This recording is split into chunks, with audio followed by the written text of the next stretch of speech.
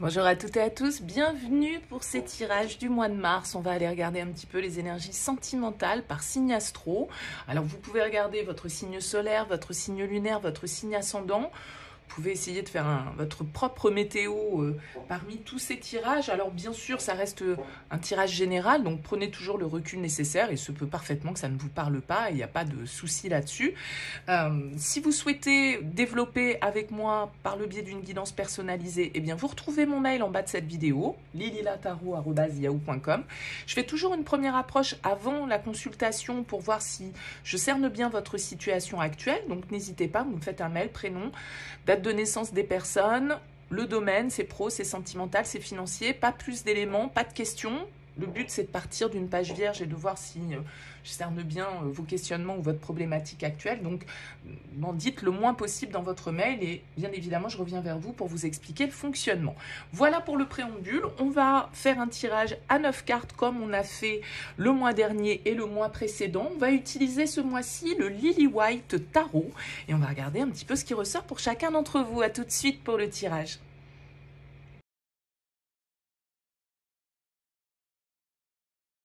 Bienvenue les Gémeaux pour les énergies de ce mois de mars. Alors qu'est-ce qu'on a pour vous au niveau arcane majeur? On a le pape ici, on a les amoureux, deux arcanes majeurs. Okay, c'est un tirage qui est assez équilibré, on a des coupes, hein, pas mal, on a des épées, on a des bâtons, on a des deniers. Bon, donc vous avez un tirage qui est quand même assez en équilibre ici. Alors on a une reine de deniers qui est en dos deck.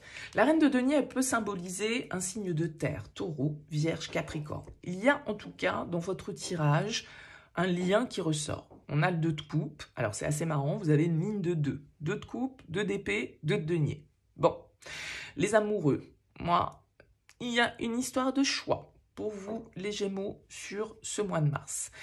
Vous avez la 2 d'épée qui est en plein centre de votre tirage, donc dualité, c'est le choix cornélien, c'est le cœur, la raison, donc on sent une hésitation, on sent une dualité en fait dans votre tirage, les Gémeaux. Alors est-ce que c'est parce que vous devez choisir entre deux situations, deux personnes?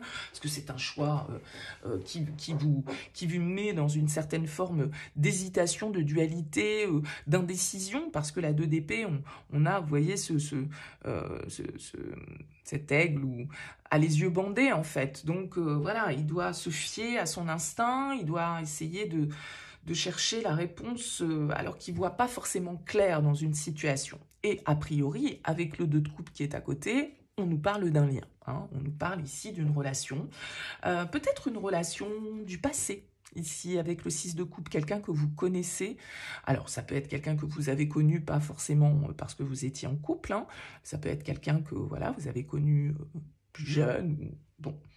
Et qui refait surface dans votre vie. Ça peut être quelqu'un que vous connaissez aussi depuis longtemps. Mais le 6 de coupe, avec les amoureux juste à côté, comme je le disais, il y a une histoire de choix.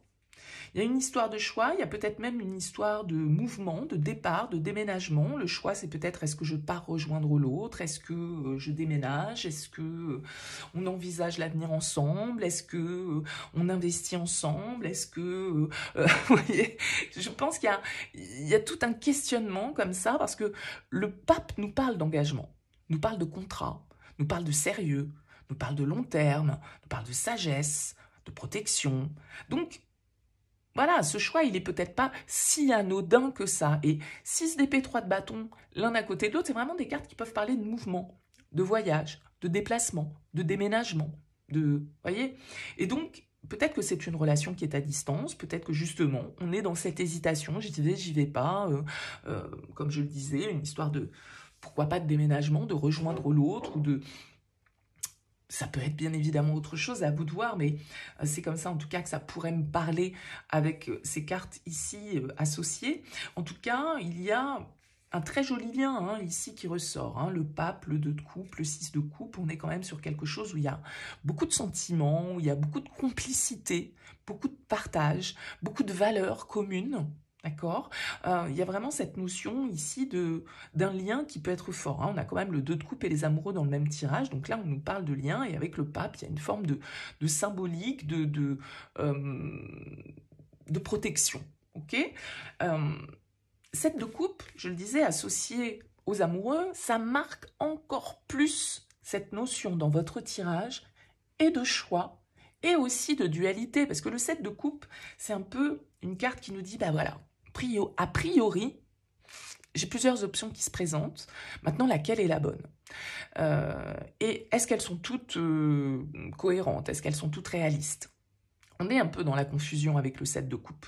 Donc 7 de coupe et 2 d'épée, il y a de la confusion, il y a un brouillard un petit peu pour vous, les Gémeaux, sur ce mois de mars, un brouillard sur un lien, un brouillard sur un choix que vous devez faire, sur un déplacement que vous devez opérer, une avancée, une transition en tout cas qui doit se faire, et vous doutez peut-être un petit peu en tout cas. Alors, on peut avoir l'influence avec la reine de denier, je disais signe de terre, et pourquoi pas le taureau, hein, avec le pape.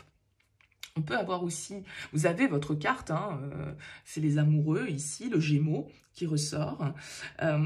Mais il y a vraiment cette idée, moi je pense, il y a une envie d'ouverture vers l'avenir. Il y a une envie de... Alors, ça pourrait être pour certains quelqu'un du passé qui refait surface, alors que peut-être... vous étiez dans une dynamique de changement, d'ouverture, d'autres projets, et que c'est ça, cette dualité. Est-ce que je continue à envisager ce que j'envisageais, ou est-ce que je fais le choix de ce lien? Vous voyez, vous pouvez être dans une forme de questionnement, un petit peu comme ça. Le 2 de denier, c'est un peu la carte du jongleur, il est sur un pied, hein, voilà, donc il n'avance pas, il stagne, il essaye de trouver le bon équilibre, il essaye de trouver le bon positionnement, il essaye d'évaluer au mieux la situation, mais il peut être un petit peu instable, il peut être un petit peu, voilà, un rien peut le déstabiliser. Donc, il y a vraiment cette notion de deux, de dualité, de choix. Du coup, qui dit choix dit aussi un petit peu indécision. Comme je le disais ici, mouvement, départ, déménagement, changement, transition.